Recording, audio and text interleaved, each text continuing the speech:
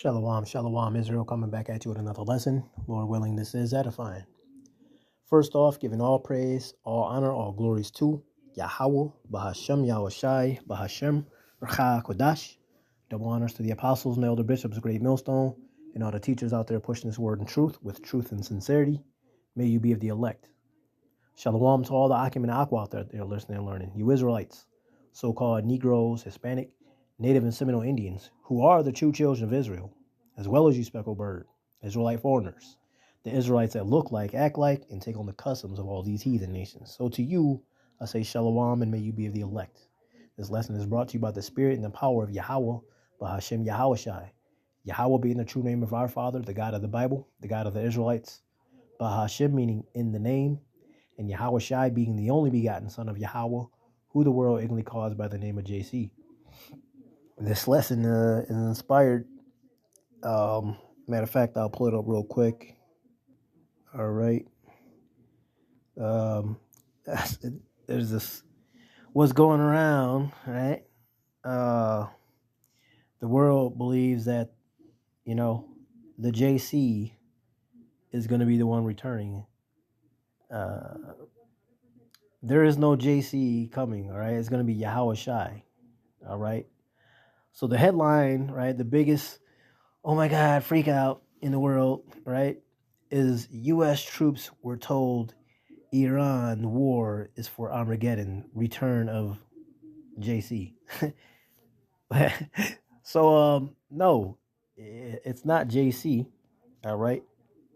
However, it is Yahawashi, right? So this lesson is going to go strictly into that, all right? So the name of this lesson is titled, "This is not the return of Pinkman, but it will be of Yahawashi with his own epic fury." Epic. All right? So without any further ado, and I'm only bringing up just the key points, right? What everybody's raving about, right? Because we don't marvel at this. We already have this understanding through the scriptures. So we're not shocked and surprised like the whole rest of the world is, having their little gossips and, them side-eyeing the prophets now. Because now they're seeing that, the prophets are not crazy. We haven't been crazy at all. But the world just did not believe that World War III was in the Bible. But now they knowing, right? Because these elites, they've been watching. The elites watch us, right? That's why they had this understanding to an extent to even say such a thing, all right? But without any further ado, this is Joel 3. I'm going to read 1 and 2, and then I'm going to read 9 through 14. "For behold, in those days and in that time, when I shall bring again the captivity of Judah and Jerusalem, I will also gather all nations and will bring them down into the valley of Jehoshaphat, and will plead with them there for my people and for my heritage Israel, whom they have scattered among the nations and parted my land." Right? So what is he saying? He's going to bring all these militaries over to Iran, right? The valley of Jehoshaphat, which is the valley of decision, and he's gonna decimate these people. He's gonna decimate these militaries. And why wouldn't he? Every one of these nations have had their boot on our neck. Every one of them had us in captivity. So why would he allow these military personnel to continue? All right. Verse 9, proclaim ye this among the Gentiles. Prepare war. Wake up the mighty men. Let all the men of war draw near. Let them come up. Beat your plowshares into swords. He's saying the peacetime is now over. It's time for war. Okay? Beat your plowshares into swords and your pruning hooks into spears. Let the weak say, I am strong. You got all these nations rousing up, man. Every one of them. They all got their military mights now. They all got nuclear capability now. They don't feel so overpowered now, right? They feel like they all on a level now. You see? It says, let the weak say, I am strong. Assemble yourselves and come, all ye heathen, and gather yourselves together round about. Thither Cause thy mighty ones to come down, O Yahawashi. Let the heathen be wakened and come up to the valley of Jehoshaphat. For there will I sit to judge all the heathen round about. Put ye in the sickle, for the harvest is ripe. Come, get you down, for the press is full, the fats overflow, for their wickedness is great. Multitudes, multitudes in the valley of decision. For the day of Yahweh B'Hashem Yahawashi is near in the valley of decision, right? The valley of Jehoshaphat, okay? The time has come, all right? The time is come. We've been telling you, and you thought we were crazy, all right? Everyone is gathering in the valley of Jehoshaphat. Everyone's going to be over in Iran, all right? That's what's coming, all right? Revelation 16:16. And he gathered them together into a place called in the Hebrew, because the guy is mentioned. All right, let's see here. Armageddon, Amagawan. This damn phone, man. Right? He mentioned stupid ass technology. Revelation 16:16, and he gathered them together into a place called in the Hebrew tongue Armageddon. What does Armageddon mean? Gathering of armies. All right, gathering of the troops. Because that's what he's going to do. He's going to gather them all up. And he's going to crush them fuckers. Right over there. Right? Give you another example. You've seen Independence Day. Right? All the militaries. Right? Fighting. But then, one day, all right, it's going to get to the point where like, all right, hey. Let's stop fighting each other. Because we're all humans. Let's fight them. The outside force. The aliens, as they say, right? The foreigners, because they don't understand. Well, the elites understand. They know it's, they know that's the Yahawashi and the angels. But the rest of the world, we're all told, just like we were all told, it's little green men in these spaceships, right? So this is their mindset, right? And they're gonna try to come against Yahawashi, Michael, and his angels, and it's not gonna end well. I don't even know why they would even think that it would. Oh, that's right, because they were given that, basically kamikaze speech. This is going to be for glory. This is glorious. It's honorable. It's honorable to take place. Man, fuck all that. Ain't nobody want to die in this. It was a sergeant that was in the Marine Corps. He came in there and talked to a senator and said, none of them wants to die for Israel. No one wants to fight for Israel. Because a lot of them already understand, like, no, this is not a war that we're fighting for America. This is a war that we're fighting for Israel. This is everyone's mindset. Now, mind you, what happened not too long ago? Israel was bombing the fuck out of the Philistines. All right, Gaza. Right, bombing the fuck out of them to the point where it's like, all right, man, you overdid it.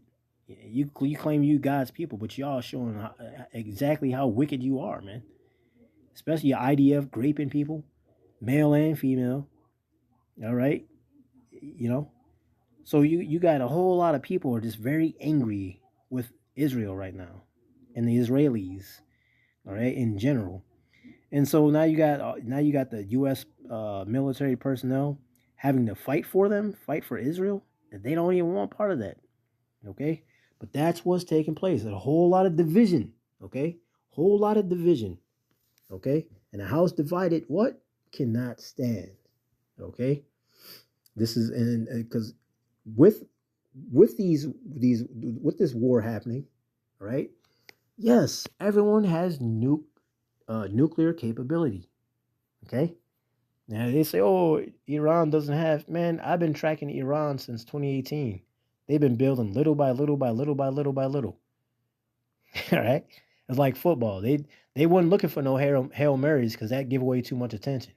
But if you do it yard by yard by yard, well, nobody really going to pay attention because, oh, they don't have enough for military grade yet. They still really don't have enough yet. And then when the time they did, it's like, oh, it's too late. We should have checked this 2 months ago, but we saw that they just kept going little by little, so they didn't pay no mind to it. You see? But yes, everyone has nuclear excess and capabilities. Okay? That's what's going to take place. Why do you think all the news has been talking about nukes and nukes and nukes and nukes? Right? Why do you think a lot of people are on edge? Right? That's what's coming into play. And guess what? Ding, ding, ding. Ding, ding, ding. Yes, nukes were mentioned in the scriptures, not in the sense of the word nukes. Okay? But we're going to get to that. Because we done told y'all and told you. Now you motherfuckers are going to see it. 2 Peter 3:10 through 12. But the day of the Lord will come as a thief in the night, in the which the heavens shall pass away with a great noise. And the elements shall melt with fervent heat. What can melt elements with fervent heat? Nuclear heat. Okay? Fervent heat. The earth also and the works that are therein shall be burned up. Seeing then that all these things shall be dissolved,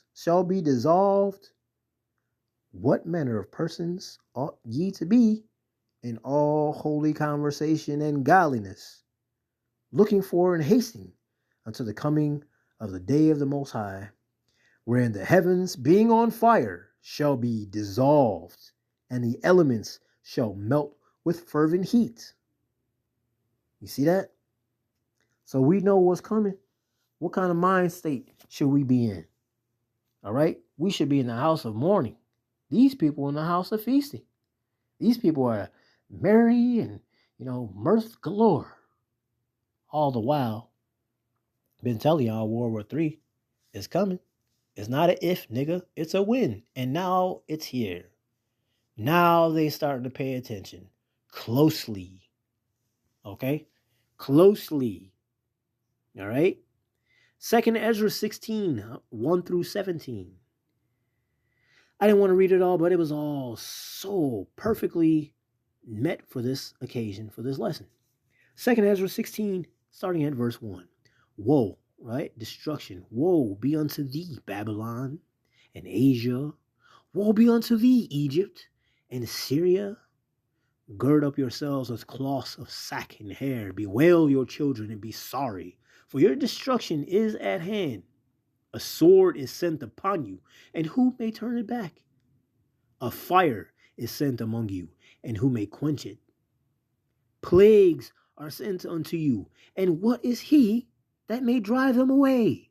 The answer to all these is nothing and nobody. May any man drive away an hungry lion in the wood? Or may anyone quench the fire in stubble when it has begun to burn? May one turn again the arrow that is shot of a strong archer. Ooh, what you talking about, the wild guy? We're going to get to that. We're going to get to that point. But point is, right, the only one that's going to be able to stop any of this is Yahawashi. All right? Man is not going to be able to do this. Okay? And verse 7. May one turn again the arrow that is shot of a strong archer. Again, you got to put yourself in a prophetic mind. What are they talking about? An arrow that is shot of a strong archer. You know damn well ain't nobody in the gym 8 hours a day, 7 days a week. All right, I'm feeling strong. Give me my quiver and my bow and arrow. I'm gonna shoot from this side of the earth to the no. But what if you put yourself in a prophetic mind? Think about that. An arrow is shot of a strong archer.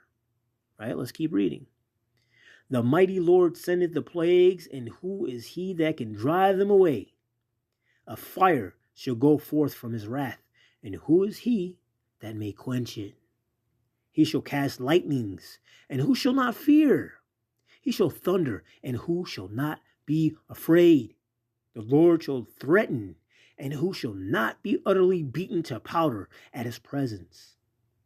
The earth quaketh, and the foundation thereof. What are you talking about? The earth quaketh and the foundation thereof. Yeah, go back to that arrow, right? That arrow from a strong archer, right? Now think about that arrow hitting the earth. The earth quaketh. What could do that? A nuke, a nuclear bomb, ICB missile, intercontinental ballistic missile. All right? The earth quaketh and the foundations thereof. The sea arises up with waves from the deep, and the waves of it are troubled, and the fishes thereof also before the Lord and before the glory of his power. Because there's going to be some tidal waves, right? It's going to be like monsoons, tsunamis. It's going to be, think about it, nukes hitting everywhere. Boom, boom, boom. Yeah, the water is going to be troubled. The earth is going to be troubled. The people are going to be troubled. All right? 13, verse 13. For strong is his right hand that bendeth the bow. His arrows that he shooteth are sharp and shall not miss. When they begin to be shot into the ends of the world, again, ain't nobody shoot no arrow from one end of the earth to the other. But missiles can do that. All right? Behold, the plagues are sent and shall not return again until they come upon the earth. The fire is kindled and shall not be put out till it consume the foundations of the earth. Like as an arrow which is shot of a mighty archer returneth not backward, even so the plagues that shall be sent upon earth shall not return again. Them arrows ain't coming back, man. Once some arrows are released, they're going to find their targets and decimate. Verse 17, woe is me, woe is me, destruction is me. Who will deliver me in those days? If you won't find yourself in the secret place of the Most High, you ain't calling on the names of Yahweh and Yahawashi, you ain't doing things that are right and pleasing unto Yahawashi, not rehearsing the righteous acts, your ass is through.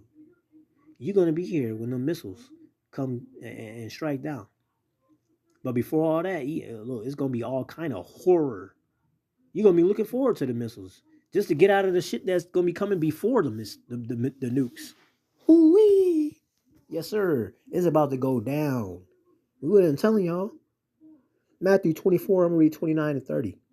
Immediately after the tribulation of those days shall the sun be darkened, and the moon shall not give her light, and the stars shall fall from heaven. Stars falling from heaven? No, not stars, but missiles.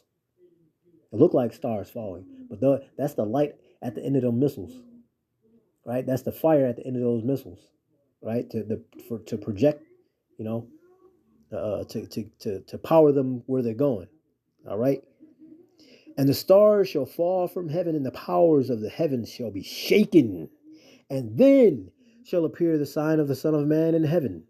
And then shall all the tribes of the earth mourn, and they shall see the Son of Man coming in the clouds, right? We're going to get into that, in the clouds of heaven with power and great glory. And he shall send his angels with a great sound of a trumpet, and they shall gather together his elect from the four winds, from one end of heaven to the other. Now, learn a parable of the fig tree. When his branch is yet tender and putteth forth leaves, ye know that summer is nigh. So likewise, ye, when ye shall see all these things, know that it is near, even at the doors. Verily, right? Truly, truly, verily, I say unto you, this generation shall not pass till all these things be fulfilled. Heaven and earth shall pass away, but my words shall not pass away. Oh, what? Heaven and earth shall pass away, but my words shall not pass away. Cut to you fucking wacky tacky Christians and you Catholics. The word is, as you see here, the word is not done away with. It was never done away with, and it's not going to be, as they say, done away with. right? Till he comes here and fulfills everything. And even then, the scriptures are going to be in our inward parts, and we're going to be teaching all these other nations about the word. So what the fuck do you mean the word is done away with? Who told you that lie? Because that's not in the scriptures. Heaven and earth shall pass away, but my words shall not pass away. But of that day and hour knoweth no man. No, not the angels of heaven, but my Father only. Right? Yahawashi said, my Father only, who is Yahweh. All right? Because he's going to give the word. Right? And until then, right? Until then, verse 37. But as the days of Noah were, so shall also the coming of the Son of Man be. For as in the days that were before the flood, they were eating and drinking, marrying and giving in marriage until the day that Noah entered into the ark, and knew not until the flood came and took them all away. So shall also the coming of the Son of Man be. Because these people, you guys are crazy. You read your Bible and yell at everyone and put, judgment on us, and right? And we look around, we see people still getting married, people still talking about some saving up for college. I'm ready for marriage. I'm ready to settle down. I can't wait to put my kids in college. I'm saving up for my 401k. These people are smoked and lost in the sauce, man. Ain't none of that shit happening. But this is just like it was back then. This is people going about they day to day, going to and fro on the earth, right? But now, since World War III on the line right now, everybody taking like, hold on, man, hold on, Joe. Fuck, didn't these guys with the Bible, didn't they say that? Didn't they say that? Was oh shit, man, we really need to start paying attention to these prophets, man. These niggas was right, right? But you still gonna have them select few, right? They figure, oh well, as long as I don't pay attention to the news, it's not real. You stupid asses. These motherfuckers gonna be cut off guard, man. Smoked, you know. Zechariah 5:1-3. Then I turned and lifted up mine eyes and looked, and behold, a flying roll. A flying roll? What the hell is that? This is what the world calls UAPs and UFOs, right? But the scripture calls them chariots, or in this case, a flying roll, right? In other scriptures, a wheel inside of a wheel, all right? You can read these things, man. This is all through the scriptures, man. All right? The same chariots that led the wise men to Yahawashi, right? Because we know stars don't move, but it led them to Yahawashi. Also, a chariot that helped Moses, right? Cloud by day, pillar of fire by night. Cloud by day, pillar of fire by night. You see them bright lights in the sky, them chariots, right?